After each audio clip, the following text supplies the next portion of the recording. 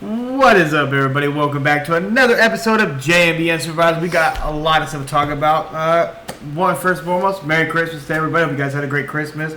Friends and family, did you have a good Christmas? I had a good Christmas. You have a good Christmas? I did. I got some cool things. I got some cool things. What's your favorite gift you got? What's your honestly, favorite prize? my favorite gift, honestly, was a heat presser so we could make T-shirts. Fair enough. So that was a pretty cool gift. And then my second favorite gift is I got the Scooby-Doo LaMelo Ball signature shoe. So I just go fuck myself. Okay. Cool. What'd you get? What was your favorite gift? Well, I got you a gift. Oh, you got me a SpongeBob shirt. Yeah, flexing on. Apparently, you didn't like it. Man. And I got some mixies. I got some mixies. You guys will be seeing very. But he didn't like them. Apparently. You said what was my favorite gift? Yeah. What was your favorite gift that you got? My wife. That's fair. No arguments here. But again, hope you guys had a great Merry Christmas. We're going to dive right in. So, Christmas Day was obviously yesterday, and the NBA had Christmas games. Yeah. And first and foremost, when we get into the games, these Christmas games were the most watched Christmas Day games in 5 years, up 84% versus last year's. Yeah. So, that's pretty impressive.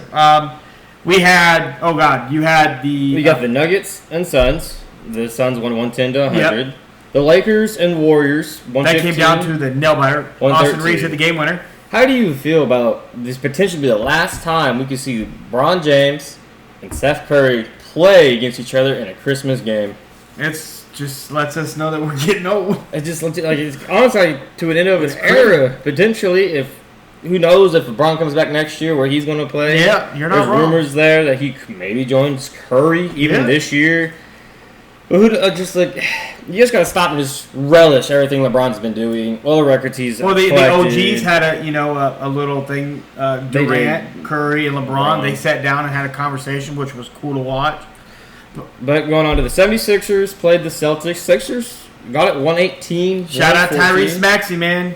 Had a hell of a game. He got a star in Tyrese. Then the Timberwolves played the Mavericks 105-99. What people fail to realize is the Mavericks were getting blown out. Luka did go down in the second quarter, calf strain. We're going to get to that later on. But they brought it all the way back and just fell short. And then the Knicks versus the Spurs, 117-114. Wemby had his first Christmas game. I think he dropped 40. I think it was 41 points. I think is what Wemby had in his Christmas debut. So the Victor Wembanyama had 18 rebounds, 4 assists, and 42 points. Yeah. So I got spoiled by Mikal Bridges. He dropped 41. So, Yep. Bridges finally 41. Cat 21. But again, did you notice something about all these Christmas Day games? They were all close games outside of the Mavs Timberwolves game. But again, it was a close game. It got close in crunch time, and that's what we want. These are the games we want, and they picked the right games. Really, you could say the worst blowout game was the Suns and Nuggets. That was a 10-point. 10 points. So, again, the Christmas Day games were great. Like we said, Luka did get hurt. Luka's going to miss an extended period of time with that calf injury. So, they don't know the timetable, but he's definitely going to be out with that calf injury. So, if you're a Dallas Mavericks fan, that's definitely a huge blow because Luka just came back from injury, and he was playing well. So, it's unfortunate. So, Kyrie's going to have to carry a big load. PJ Washington's going to have to step up. So is Clay. I mean, Clay's going to need to be a more focal point now going forward. But I think the Mavs will be okay. The team obviously rallied after he went down. But we need to talk about the NBA ratings. Why are they down? And then here's some of the rumors out there. Is Inside the NBA on TNT hurting the NBA ratings? Are superstar players not living up to the potential that they were supposed to be the problem? Is the three ball the problem? Is the problem that they're not putting young players on TV? Like, you want me to dive in? Yeah. I was listing off the reasons. Off things that come to your mind. Those are the... So it's not TNT. People love TNT, and I can't help that they like to bash nowadays. But really, the problem comes down to is that people tune in to watch LeBron James. As we have said, who are they going to pass the torch? Obviously, once LeBron is gone, I don't know. They've tried multiple young superstars. Well, they're not putting out superstars. Well, they are. They tried Ja. That didn't work. It's supposed to be Zion. Zion can't stop eating gumbo, so it's not Zion. He can't stay healthy.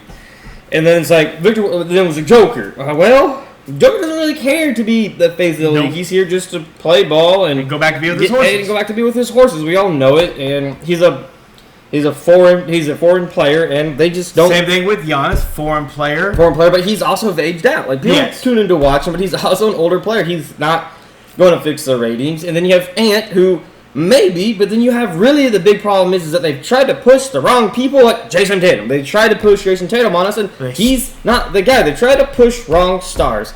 And the thing is that we don't have a bona fide. I'm him of him. I'm the star of the star. I'm the king of the crop.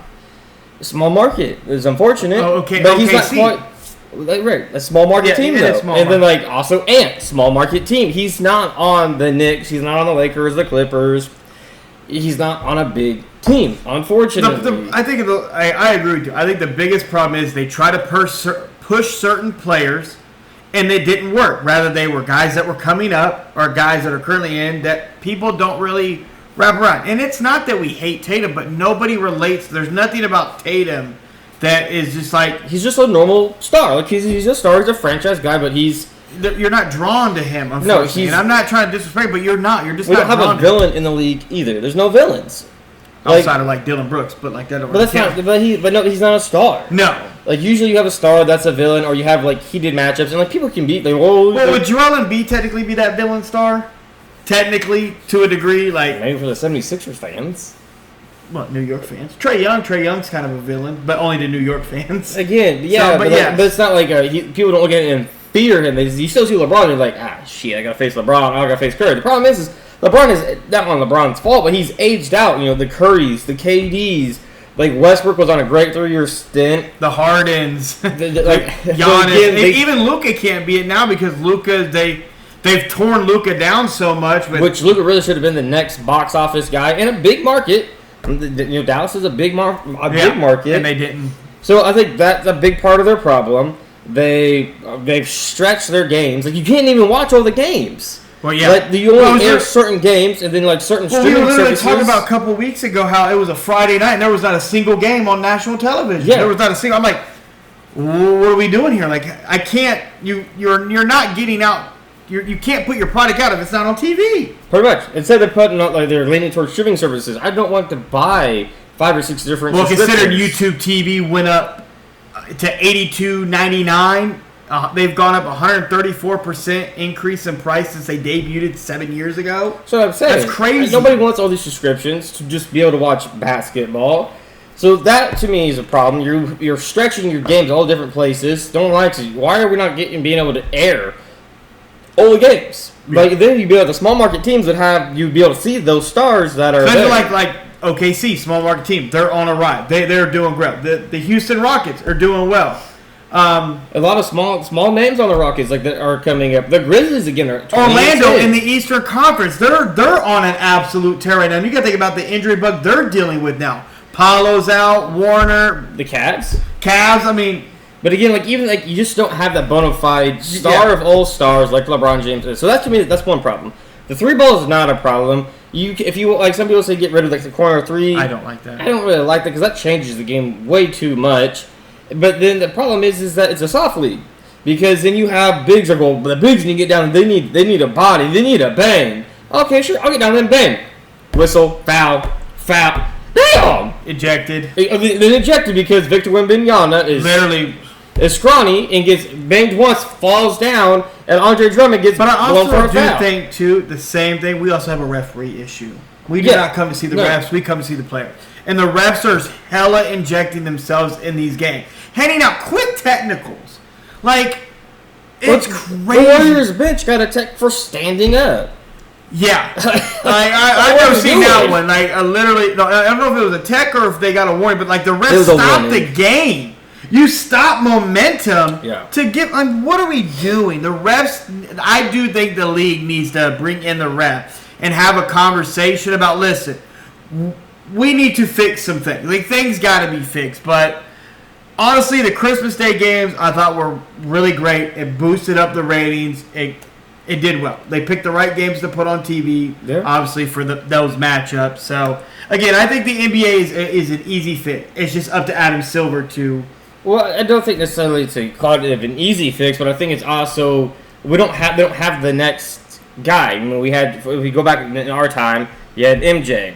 Then you had Kobe. You had, still like Shaq. You had some big names there. You had Duncans. And then went from that to LeBron James. And it's just been LeBron James. And there's always been players that are like your Durant, your Currys. People have snuck in, but it's LeBron has carried this torch for so long. And again, we've talked about it. I think LeBron's carried this torch so long. People are just kind of mad about it. It's hard to...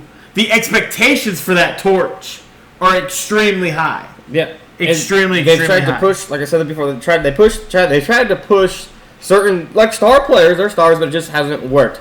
To me, that's a problem. Not allowing people to bang and be physical in the game, the refs. And I think we need to endure some of the in the Olympics. You know how they were playing? We loved that basketball. They were aggressive. We need to bring some of that back. We really do. But outside of that, the one big thing I think would really fix it is that they need to start later in the year.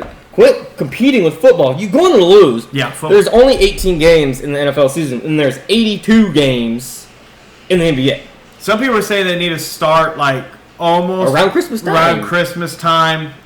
But again, start later start closer to like Thanksgiving or a little bit after Thanksgiving. Move when you start and fill into that baseball timeline where baseball's going. And give us a longer, give us a more of a stretch there. I honestly think that would fix their ratings with not having a really bona fide, star of stars where this dude's on, I'm tuning in to just kind of watch. Whether it's a half or a quarter, you're going to watch. I think you move the timeline to when the season starts off closer to Thanksgiving, and let finish it in maybe April or May. Yeah, I finish around May time. I think that finish midsummer-ish almost. Because the finals start in June, so they finishes around towards the end of July then. Yeah, kind of like that. Something like that. I finished like midsummer. Yeah, and then you would eat into the baseball because I don't really there's baseball, yes, but if I tune into baseball around playoff time. But if there's no football, and it's there's baseball, okay. But they got basketball. Okay, I'm going to tune in to watch basketball. They would fix the rating with not having an actual star of star. So another big problem in the NBA this year that a lot of players are upset about is the new All-Star format that they are doing this year. So they're doing a new format. It's All-Stars will compete in a mini tournament of 4 teams in 3 games. The 4th team is actually from the rising stars, either the young players, either the sophomores or the rookies will come over and play too. I don't know how I'm feeling about this All-Star. LeBron hasn't liked it. Curry don't like it. The players are not a fan. I don't know if Curry can't like it. Curry was literally talked about it, and Curry and Adam Silver literally figured this out. Curry was part of. Okay, so maybe Curry was a part of. So I know Durant, LeBron, some of the older players are not a fan of this. They want to go back to the East versus West. But this is where we're at with the format. Are you entertaining this new format? Are you intrigued? I'm intrigued. Okay. I'm intrigued. I'm more curious if they can ever seem to fix the dunk contest. Because this to me is intriguing enough because you know what ruined the dunk contest? When Aaron Gordon got hellaciously robbed the second time around. No, all love to Zach LaVine, but that second time around, Aaron Gordon got robbed. And it's never been the same since then. It's more like LeBron James didn't do it. So there's that. That to me kind of set the narrative that you don't have to do it. If there's no really big incentive, you get a trophy, then maybe put cash in instead. You know what I think would be a great idea for the All-Star game if they did the East versus West? Incorporate what they do in baseball. Yeah. And the reason, hear me out. So, regardless of who has the best overall record, normally in the finals when it comes to East or West, has home court advantage. Whoever won the All-Star game, regardless. So, can you imagine if you're the 8th seed in the West and you're facing the 2nd seed in the East, but the West won the All-Star game and you have home field advantage? That is a big. Tell me you wouldn't want that. Yeah, no, I think the NBA should do something like that because it puts a more of an incentive. Damn. We got to win for the West. We got to win for the East. We got to compete because if we can sneak to the finals as a 4th seed, 5th seed, and we got to play a top seed, we got home field advantage. And to me, home field advantage is a big, big thing in the NBA. Have it in any sport. But like any sport. But it would work because the All-Stars will be teams that are vying for playoff positions, and you just never know. You know, you could be an 8 seed that makes it whole. I mean, look at the Heat; they've done it a handful of times. Yes. But I think that would be a fix for the All-Star game, but because there's no competition really there until like towards the very end. I'd just be cool if they just went back to East, West, no captains, and they fixed the voting and how you actually get awarded it. Yes. And kind of like also to me kind of have to fix is we're positionless basketball. Like you have to limit like how many like guards and forwards and centers because you have to be able to kind of tweak that. But how they have it set now, I'm curious because we could have like the freshmen and sophomore out of the rise coming. And the old guys are not going to want to lose to the young guys. That's going to be your pride's going to kind of be on the line. You can't lose to the young guys. So that's really going to be the intriguing part. But the best game is probably going to be that. But that would be my fix for the All-Star game. Put that type of scenario that they do in baseball. I just think that would really get the juices flowing. But I do want to touch on one thing in the NBA. I want to touch on Bronny James. Okay. Bronny James has helped elevate the G League, selling out arenas for G League. Again, it's G League, but you're bringing eyes to the G League. But he's also generated $50 million in jersey sales. Mind you, LeBron James' salary for this year is $50.7 million. Bronny's already generated $50 million in jersey sales. Yep, that's a W. That's a W. For the NBA, yeah. That's for a W. a 55th overall pick? Oh, dude. Has made $50 million in revenue. And he has been looking good in the G League here lately. He's playing road games, which shocked a lot of people, but JJ came out and said that was false. That was false. That was never an actually true thing that he was actually going to not play in road games. He's like, why would he? Shout out to Bronny. Bronny did come out and say that he has been dealing with a lot since the cardiac arrest, so he's been nervous to let it all, he hasn't been able to get over, which again, that's a scary thing to get over. Like you basically died and had to be resuscitated.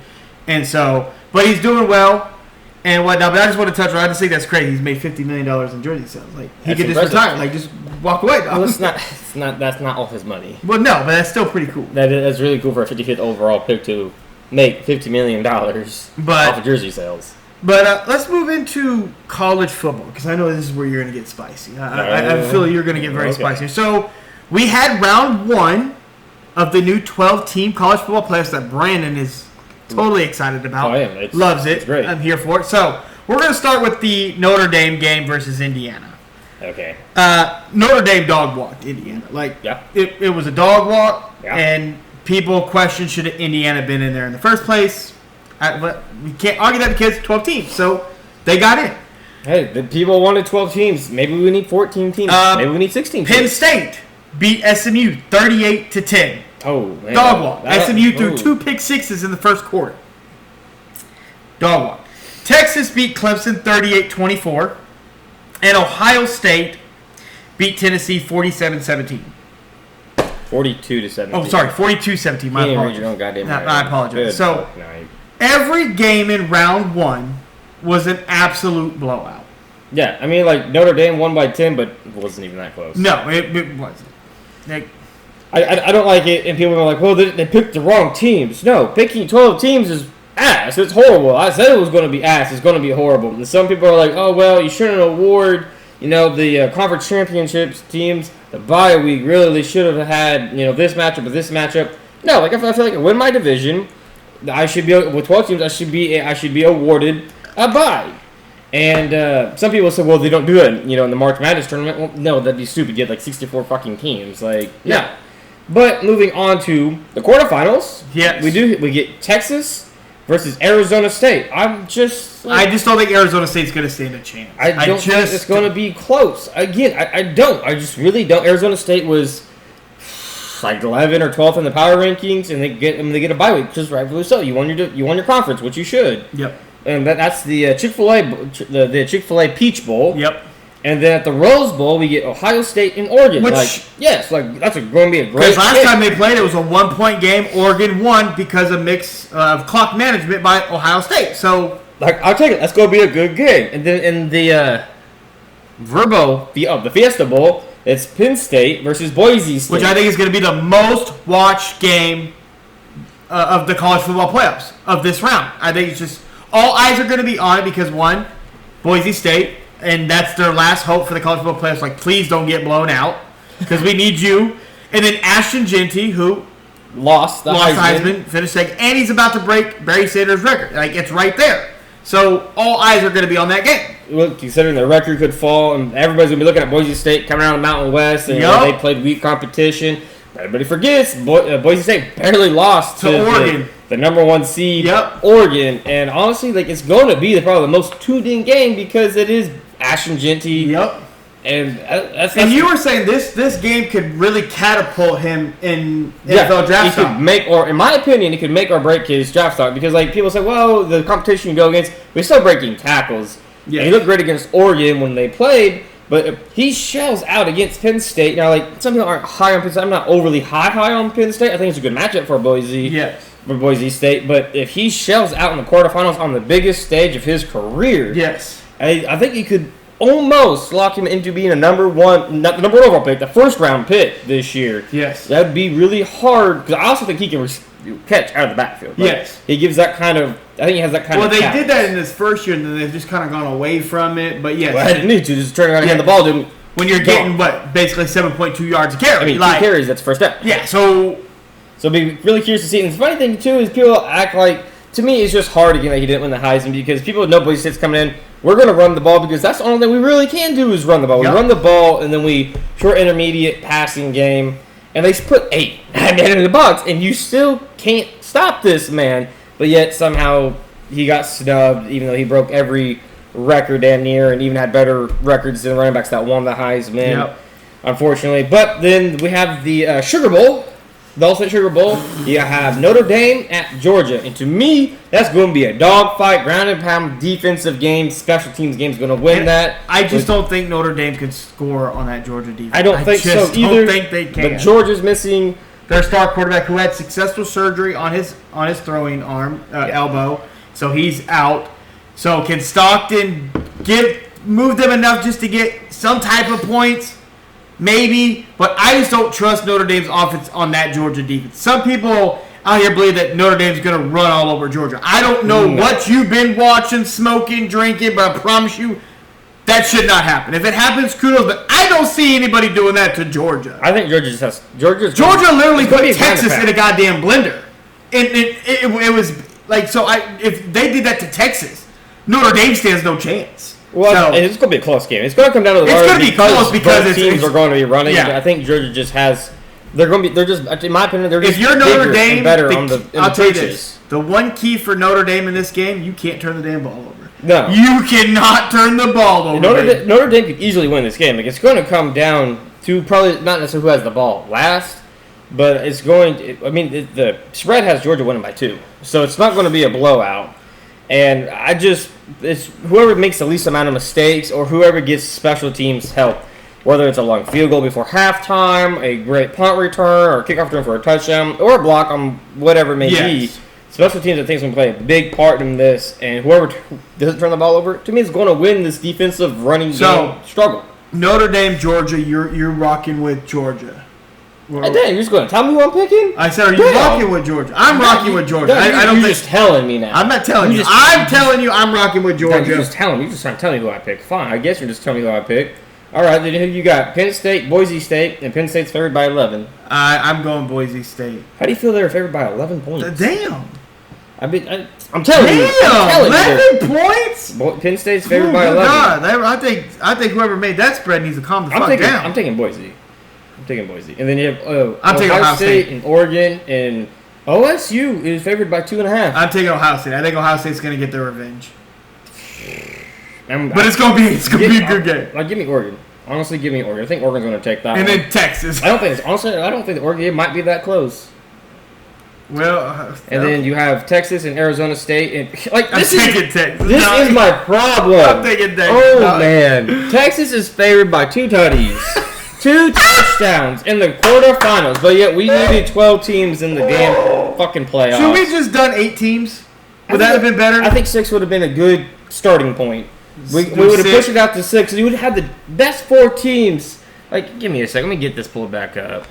Oh, man. 2 tutties, man. That's crazy. But, yes, I think Texas is going to beat Arizona State. So while he's pulling that back up, we do have some interesting stuff that I want to talk about with Quinn, the quarterback from Texas. So it's reported that he's becoming warmer to the idea of transferring from Texas instead of entering the NFL draft because his draft stock is taking a little bit of a hit. Granted, we don't know. This report could be, false, but there's rumors out there that probably Quinn's probably going to go to North Carolina if he decides to transfer, head over there to Bill Belichick. But you got to pull it up. Go ahead. Let's do it. So I think if we just would have done, that's not what I want. If we would have they just would have done the top, the best 6 teams. We got to think about it. Miami got left out. Well, that wasn't what I wanted. Oh, damn. Clicked on the wrong thing again there, my friend. Give me this one. What was that's the Associated Press, but it'd be good enough.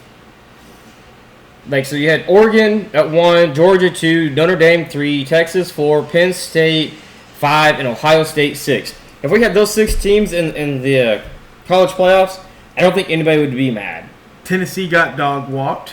Well, because Tennessee, then Boise, Indiana, Arizona State, Bama 11, SMU 12, Clemson 13. No, we just did the top 6. I think we should have done 6. Ohio State, Penn State, Texas, Notre Dame, Georgia. And that would have been... that would have been solid enough because the only question mark we really got there would have been Georgia, no quarterback. Yeah. Georgia, no quarterback. Yeah. And then you would also, obviously, Penn State's probably the worst team in that mix, but that's top 6. That's not bad. You go down to 8. I just think the committee... Boise. I think the college football committee's got to look at themselves and say... I think you might have made a mistake. Now, granted, it's just the first year of it. Not maybe. They did. And they may look out this is just the first year, blah, blah. But the college football committee's always been sus. It's always been sus. Well, I think they just tried to appease everybody. They tried to appease the fans and the college and the programs. I'm no, it's just too much. You have, really, 6 to 8 really good programs every year. And to go out to 12, you're just trying to... It's a money grab. And it was horrible. And honestly, the feelings probably sucked. The first round of the college football was humongous. Was a joke. It was not. But you literally had people out here saying, "Damn, I think the committee made a mistake." No, they did because the first round, you're wanting close games. We're not wanting blowouts in college football, especially in the playoffs. We're not here for that. We want them close games, and none of these games were close. Ohio State came out and killed Tennessee. Penn State. It was bad. But so those are those games will be coming up this week, so we'll have those scores and we'll be able to talk about those games with you guys on the next episode. So make sure you tune in next week. Moving on to the National Football League. Oh, you ain't got the Chiefs hat on. I thought you had the Chiefs hat on. Damn. RKC Chiefs wrapped up the number 1 seed. I thought you had the Chiefs hat on. Damn, I was about to say. I ain't a fucking dog. I was about to. I ain't a dog. Don't pet me. Don't pet me. But I can't see the Chiefs wrapped up the number 1 seed. They did. We beat the Pittsburgh Steelers on Christmas. We did. 29-10. Buckner, fuck you. We love you though. So fuck you. God did 2 weeks in a row. We could have had a fucking 30-piece, and we said, "No, we don't want that 30-piece, motherfucker." But to be fair, talking about that Christmas Day game, I don't want to hear bitching about anybody. That game, we dominated from start to finish, offensively, defensively, and the flags were all on us. Yeah. All the flags were on us. And Patrick looked good. I mean, it was the Watson show there in the first quarter. It was the Watson. Hit him deep, finally connected on a deep ball. It was the Watson. But shout out to Xavier Worthy. It looks like he's slowly coming on. Shout out to D-Hop, though, as well, taking Worthy under his wing. Well, that was a big vet he needed. Yes. You need a vet there. Yes, absolutely. So that was great. But Hollywood has kind of helped the offense look kind of similar to what we thought it was going to look. Has been allowed for us to use Worthy in a lot of gadgets. Then show him off he'll show that 4.21 speed off. But yes. Travis Kelce broke the all-time receiving touchdown record in Kansas City Chiefs history. Then he dunked it on the goal post, beating our penalty, but beat Travis Kelce. He has 78 now receiving touchdowns. Tony Gonzalez, a Hall of Famer. And then Patrick Mahomes also set the record for most passing touchdowns in Chiefs history at 245. Yeah. So he also has the most passing touchdowns in your first 6 or 8 or whatever. It was great to see those guys get those records. Much deserved. Now that our Chiefs have wrapped up the number 1 seed, all our starters, they're done. You're done for 2 weeks. You're not going to play another football game for 24 days. So that's big for us. Now the question becomes, before we move on to that, The other Christmas Day game that we were not able to tune into was... You gotta love streaming services. Like, we gotta love the Baltimore Ravens versus the Houston Texans. That was a close game. It was a good game. It was 31-2. No, it was 31-2. It was close. Let me tell you right now. Lamar Jackson did break a record. He is now the all-time leading rusher for quarterbacks. Passing Michael Vick. So shout out to Lamar.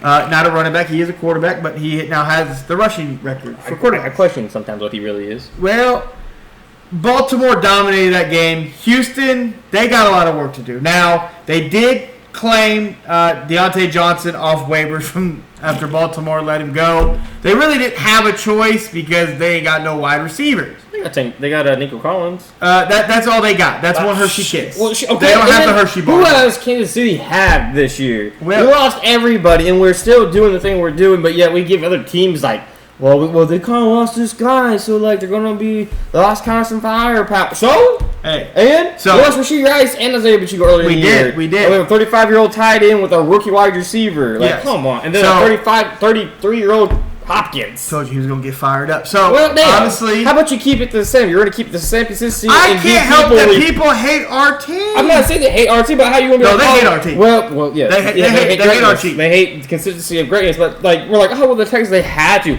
Why did they have to go get Deontay Johnson who hasn't done shit all year long? The Ravens got rid of him. He refused to check into the game. There was rumors Chiefs were going to claim him. Why? What was he going to do? Nothing. You should already scared. Like, wow, like, let's be honest though. Every big wide receiver or any big name that comes up, she's got the best odds to land. I'm like, no, we don't. The Chargers could have framed him over the Texans, and the Chargers didn't. No. That goes to show you we could have traded for him, and we didn't. We decided to go the Hopkins route. Which one? Because you wanted Deontay Johnson. Which one was a little better? Which was better to you? Okay. Like, I'm glad that you admitted you wrong. Deontay Johnson has really hurt himself. He's just hurt himself. He had a great career going, starting for the Steelers. Had issues. That's great. Got sent to Carolina. Wanted the ball more. He started to get the ball more.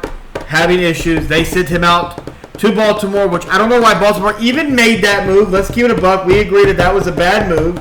Never really mounted anything, and now he's heading to the Houston Texans. So this is his last chance, or he's going to be joining Tooney over there in the Canadian Football League. Like that's where he's going to be. Hey, and I don't know if he'll make it over there either. But he's not going to do nothing for the Texans. He probably won't even play for the Texans. Probably refuses to go in. I don't know. It's just funny that other teams, they get injuries, and it's like, oh, well, poor them. Like, if they had that, it'd be looking a little bit better. But when the Chiefs lose people, it's like, well, damn. But yet we still consistently, day in and day out, win. But then we give everybody else, we give them a bye. They even the Texans only put up 2 points, but. Well, let's be real. So the last 2 weeks for the Houston Texans, I don't know what the hell's going on over there in that organization. That offensive line, trash. Come on, you get a pressure. You could have got a sack. Let's be for real. The Texans, they're a young team with a young head coach, with a young quarterback. He made them play on Saturday and then flipped them around and made them play on Christmas Day. But the league cares about player safety. Oh, that's great. That's cool. I don't care about player safety. I'm saying that it's a young team that had no veterans really. No. They're all learning how to play. They had to flip around and play on they played Sunday, Monday, Tuesday. They had to play on 4 days, 3.5, 4 day rest. That was an error on the NFL putting such a young team there. And the Ravens are a very well coached, oiled machine that have plenty of veterans that have been there and done that and they know how to do it. The Steelers, you play against the Chiefs. You're just going to lose. And the Chiefs looked a lot more energized and healthier. And we took care of business early, so we didn't have to try to keep it close and stretch it out. And the Ravens did the same thing. They took care of business the Ravens, early and often. They handled that shit so quickly. To me, it was just... They had Houston discombobulated, let's be honest. I just don't think they had the pep. It takes a lot to get up to play a game this late in the season. You can turn around and have a 3.5, 4 day turnaround. But speaking of young guys, speaking of the Houston Texans, real quick. So Texans wide receiver Tank Dell, who got hurt against the Chiefs, he's going to miss the entire season next year as well. He suffered a torn ACL, MCL, LCL, and a dislocated kneecap and meniscus damage, severe meniscus damage. So he's going to undergo multiple surgeries to repair this left knee that is just barely hanging on by a thread. He needs a robotic knee. Again, we wish. Hurts. Dude, his knee, the wind blows. Woo! Like, get well, Tank Dell. It's been unfortunate. Last two seasons for him. His rookie year broke his tibia, and then this year, wow. Well, you don't know where any of body parts are. No, I don't want to know because they hurt. They hurt. It's just unfortunate. Just thinking of that hurt. It's just unfortunate because Tank Dell when he's been right, he's been really promising for the Texans, and unfortunately, another significant, very, very significant injury that he's going to have to go through, and hopefully he can come back from. So you have the standings pulled up, right, for the NFL? The playoff picture of the standings, whatever. You have that pulled up, right? Yeah. So we're going to start with the AFC side. So our Chiefs wrapped up the number 1 seed. We're not playing nobody the rest of the year. Yeah, we got to play So the the question becomes, what do the Buffalo Bills do? What do you think the Bills do? Should they just now rest? No, well, they have to win. They have to? They have to. They're 12-3, and the Ravens are now 11-5. The Bills win this weekend against the Jets. They wrap up the number 2 seed, so then they will rest the last week of the season. Last week of the season, okay. So they can have kind of like their now Baltimore. They cannot rest. No, they have to beat Houston, or they beat Houston. So going into next week, they'll have to play because they lose. The Steelers didn't get they can flip and then Houston's got the 4 seed, and they have to play because they're at 9-7. So now we get to the teams that are in the hunt. The Chargers. No, he's not in the bubble real quick. In the bubble. So the Colts are the only one. The Texans, they're at 7-8. So really, the Texans just have to. Do they 9-7? Yeah, the Texans have to play. They have to. Well, if the Colts lose this week, then they don't have to play their guys in the last week of the season. So. But how much changes do you think will change in the AFC playoff picture? You see the teams that are in the hunt and on the bubble. Well, it looks kind of like the Chargers and Broncos win this week. Chargers play the Patriots. Chargers should win. Broncos and Bengals. That's a big one for both teams. Both teams. But they have to win there, and I don't see the Dolphins getting in. The Colts would have to win out. That's tough. I'm pretty much looking at it. Like Chargers and Broncos will wrap that up. Okay. I don't foresee the Bengals getting in because the Chiefs play the Broncos last week of the season. Broncos win this week. We're not going to play nobody. They have to play to keep in. Yeah. So. And then let's move on to the NFC side. Now this is the NFC side is going to get is a little bit more spicier. Yeah. So you had the Lions at 1. At 1 currently. Yep. At 13-2. At 2 got the Philadelphia Eagles. Yep. Who play the Cowboys at 12, and the Eagles are 12-3. Remember they skipped the 4th team. They did. So you got the Vikings and Packers, which is crazy. And then you come down to here. The Rams right now currently are 9-6. They have the 3rd spot. And the Falcons right now are on the 4th spot. At 8-7 with the rookie, Michael Penix. Yep. And the Commanders are sitting right there on the wild card spot at 10-5. Yeah, they're holding on. So you have... Then on the bubble, you got the Bucks at 8-7 and the Seahawks at 8-7. Yes. So, really... This gets interesting because the Lions and Vikings, with a win this week, one of these teams will be the first ever 14-team win in NFL history to lose their division. That's crazy. Because if they both win this week, they will both be 14-2, and then they face each other the last week of the season. And if that's the case, that'll be for the number 1 seed. You got to put that in prime time. It will be. And 2, it's for the number 1 seed. After the Eagles play the Cowboys. You pretty much just shut it down. But really, after this week, you pretty much just shut it down. You get yourself a little mini bye. The Eagles are in the same boat as the Bills. The Eagles win this week against Dallas. Yeah. But the Eagles shut it down this week. After this week against Dallas, shut it down because nobody's going to top them for the 2 seeds. 3 seeds, the Rams, Bucks, or the Falcons, and the Commanders. The Eagles win this week. Commanders can't catch them. So then you shut it down in the last week of the season. Give yourself a mini bye week. Get Saquon healthy. Get Jalen Hurts back from the concussion. Absolutely.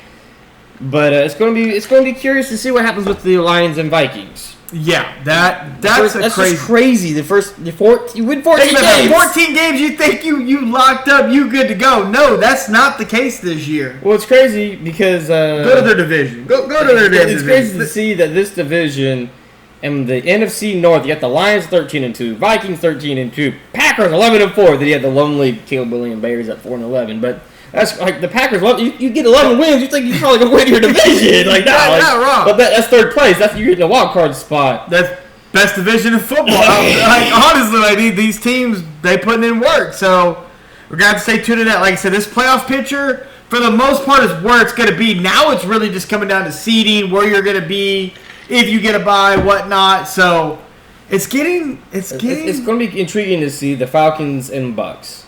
Yes. Now the Falcons have taken over their division because they won and the Bucks lost because the Bucks lost to the Cowboys. But be really curious to see how they do with their quarterbacks. The Falcons benched Kirk Cousins. Yep.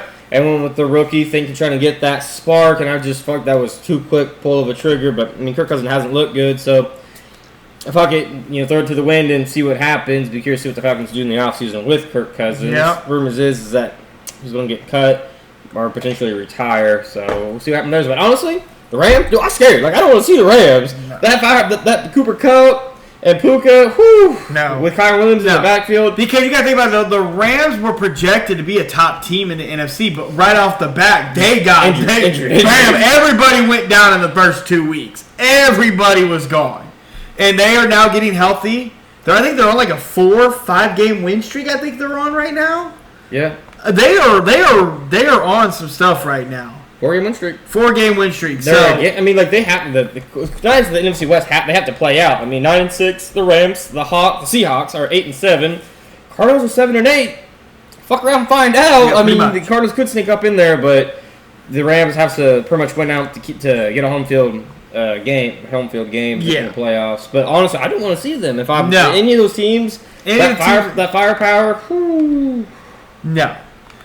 Speaking of the Chicago Bears. Obviously, they had a head coaching vacancy. The dog water team. And former Seahawks head coach Pete Carroll has expressed interest in the Bears head coaching job and would like to return to coaching next season. Is Pete Carroll a good fit? I like that. I like the fit because he's got USC ties. Caleb Williams went to USC. Okay. Pete Carroll, he coached. So? I'm just saying, man. USC ties. Well, I was so you had me. I was like, and then that's your reason? No, that's not my reason. Well, what's your reason why you think it's good? Who cares that he coached at USC? And who cares that he played 2 years at USC? I like it for the Bears defensively. I don't know how I feel about it offensively. Structure. But I feel like I know. Say with structure. Okay, that's what he brings. He will bring structure. He will bring coaching. Yes. You ain't gonna have turmoil. He's an old dude. I'm gonna bite your kneecap. Well, he's a player. He's up in you. He wants to be a part of it. The Bears have dudes on defense. Another candidate for the job is Lions. I think it's their offensive coordinator Ben Johnson. I like that one. No, I want to talk about that one. I like that one. I like Pete Carroll going there. You can keep the LC. The LC that they put as a head coach, as an interim head coach. Yeah. Put him back as the LC and let him coach Caleb Williams because there was like 2-3 weeks that he got promoted to OC. He was looking good. Yes. Caleb Williams was looking good. Let him just focus on that and have Pete Carroll with that Bears young defense with the talent they have there. Good.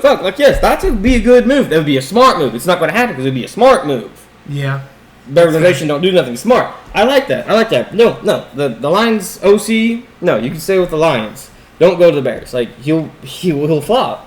He'll flop. You have to have a veteran head coach, not a first-time head coach, and he'd flop. The OC for the Lions go. Why don't he go get Eric Bieniemy? Pete Carroll, bring Eric Bieniemy in for Caleb Williams. Because people cry. When he's mean to people. Well, the Commanders trying to build something over there in Chicago. He's trying to build something. You need somebody that's been a head coach. You need somebody that has that fortitude, that has that name and the hardware. Eric Bieniemy has the hardware as an OC. No, I'm saying Pete Carroll as head coach, Eric Bieniemy as offensive coordinator. I know that's unfair to him. I'll be cool with that, but I think that would be a great fit. He's going to build. Be a decent fit, but the OC they have there that they promoted to interim head coach I get that would have been a solid fit because you wouldn't be changing the scheme. Honestly, Andy, bring Eric Bieniemy back to Kansas City. Oh, good luck. We're not talking about them. Fuck Kansas City. Fuck the Chiefs. We're talking about the Bears getting Pete Carroll. That would be a good move. That would be a smart, good move. It would be a smart move, but do you trust the Bears GM and owner to do the right thing? One need to fire the GM. But, clean slate. Clean slate and give Pete Carroll there. But he would save Caleb Williams. He would save Caleb Williams and give him structure and quit painting your nails. He likes to paint his nails. Yeah, I know he does. But that's my thought. On a quick side note, I want to thank before we wrap this up. The Chiefs have played Will Anderson Jr., T.J. Watt, Alex Highsmith, and Daniel Hunter in a 4-day stretch 0 sacks allowed. Yeah. Like I said, I've been calling. Zero. I've been calling for Joe Thuney to move out to left tackle. Joe Thuney, dude. Shout out to Joe Thuney. He should be all pro just for moving from where he went to left tackle. Well, like, the dude's stopping everything. Well, you also got to give like the left guard that replaced him. For life of me, I can't say his name. DJ. No. Oh, DJ Humphries, the guy that's hurt. No. Oh. The left guard that took over. Isn't it Alex Morris? Isn't that the one that took over for him? No, it's not. It's a very weird name. Sorry. I know you wouldn't be able to say it. No, not me. I'm horrible. I can't remember it nor say it. But honestly, our offensive line has the past 3 games have looked great. Finally got Thuney out there, like I've been calling for and asking for. Mahomes has looked calmer the past 3 weeks. He's been out there. He seems able to move to the pocket a lot more freely. That navigate. timer's not going off where I gotta fucking just chuck it and pray to God. And honestly, I don't know how I really feel about bringing DJ back. I don't know how I feel about putting DJ at left tackle since Joe Thuney's played so well. Yeah, I mean, I would want him healthy and on there just in case, But it's somebody great to goes have down. that, yes. And then you could kind of reshuffle the line. But honestly, going into the playoffs, I don't. If I'm Kansas City, do you make that change? Do you put back a questionable left tackle coming off of an ACL? Then got a hand. Me personally, no, because Tooney's done fantastic. And if Tooney's doing fine and he's cool with staying there, I leave Tooney there. Honestly, and if you have to make a change and put DJ somewhere else, then you could just... Well, DJ would stay left tackle or maybe potentially right tackle. Right tackle. Jawan Taylor's having some issues. But, we're going to get a couple weeks off, as we all know, since we got the number 1 seed. But, honestly, though, do we have our future left tackle in Joe Thuney? How old is Joe Thuney? He's not even quite 30 yet. Oh, yeah, then, that's the case. Yeah, no, that's our left tackle. All you got to do is try to find a replacement guard. That's easy to do. And we're good at finding linemen in the draft. You say that, but yet we've swung and missed twice at left tackle. Maybe not left tackle. We're more inside. We're good. We're good at centers and guards. When we talk to left or right tackle, that's not our area of expertise. John Taylor's looking. Maybe you need to head down there to Kansas City and do a little bit of scouting on that left and right tackle. Sign me up. Bring them in. Let's test them out. And then Shaq Barrett is being basically released or waived. He's being released by the Miami Dolphins, and he'll clear waivers Friday and be able to sign. That's a big veteran guy to sign. Well, if he clears waivers, if he gets claimed on waivers, he will not be allowed to play this year. But if he clears waivers, then any potential playoff team could be only a playoff team that would sign him. Yeah. So that'd be a big round. And then also another guy we got to talk about is Clarence Campbell for the Dolphins as well. Did I say it wrong? You said the first name wrong, but yes. Okay, well, you were close. He's potentially also going to be released to try to chase a I would love to go grab Campbell. Why not both? Why not both? Fucking more the merrier, baby. So more fresh legs the better. I'd put him on pass rushing down. Shit, that's easy. And then staying on football, but college football, our KU football team is currently the 5th ranked transfer portal class in the nation. That means people they want to be Jayhawks, and so that's awesome. Our quarterback decided to stay. I don't know how I feel about it because I've been waiting for you to explode. Haven't got it yet, but I love that our football program is booming. We're moving in the right direction. With the new renovated stadium for the Jayhawks. I can't wait to see it. Yeah, I can't wait to see that either. And then the last bit of news, staying on, I don't think did I send that one to you? Well, you have Deshaun Jackson. Oh yes, there we go. Yes, there it is. Former superstar wide receiver Deshaun Jackson as the next head coach of Delaware State University. So, man, we got Deshaun Jackson, Michael Vick, Bill Belichick, and Deion Sanders. We have great and who else? And then, you say Michael Vick? Okay, so we got Deion Sanders, Michael Vick, Deshaun Jackson, Eddie George, and then now we have great guys coaching. How do you feel about a bunch of former NFL athletes, Hall of Fame guys getting opportunities to coach at college? I love this because they can relate to the players in a lot of ways because they've made it there. They understand what it takes to get there, reach the mountaintop, and I think it's easier for them to recruit because you don't have to just try to sell a program. Look, you want to get paid, because of the NIL money. Yeah. Oh, absolutely. And I'm curious to see how a lot of these guys do. I'm especially, and then we got Bill Belichick over there now too, in college football. That's going to be an interesting watch. He doesn't necessarily have to sell a program. No. His resume speaks for itself. Well, Bill Belichick's resume now speaks for itself because of his NFL. And again, he doesn't have to try to sell the program. He's like, okay, look, you want to come here? Like, this is what we offer. This is what this is. But most of the time, for every player, that comes down to NIL money and playing time. That's all they want. Yes. Because that's what it comes down. I can get paid and play, and can you develop me so I can go on to the next level and make the big money. But as you have Miami signing a head coach. No, Miami's resigning due to NIL. Yeah. After 50 years is resigning because he said what did it for him is they went to the Final Four and 8 of his players said, I'm hitting the portal. Think about it. You got to the Final Four. Miami's basketball head coach. Miami's basketball head coach walking away because the NILs is too much. Trying to negotiate money. I mean, it's pushed out a lot of older coaches. And like you saw, the Clemson head coach, he's also has struggled with the NIL money. Finally got on track. Trying to figure out how to navigate that. And the transfer portal, trying to figure out how to navigate that. I think this has also pushed a lot of the old guys out, and that's why you're getting a lot of these fresher people in as coaches now. It's kind of hard to teach, an old dog new tricks. Yeah, very true. So it's kind of hard to lean back I coach at Bama. I'm gonna come play for Bama or not. Yeah, pretty much. Now it's like, well, you can come. Well, Nick Saban. That's why Nick Saban left. Nick Saban was done dealing with the NILs. He didn't like it. Well, now it doesn't matter that you're a big name powerhouse. Like, who's gonna pay me the most money? That's where I'll go. Pretty much. So. Again, those are some of the headlines that have came out. Again, we got the college football playoffs coming up next round. We'll keep you posted on those games next week. The NBA games are ramping up.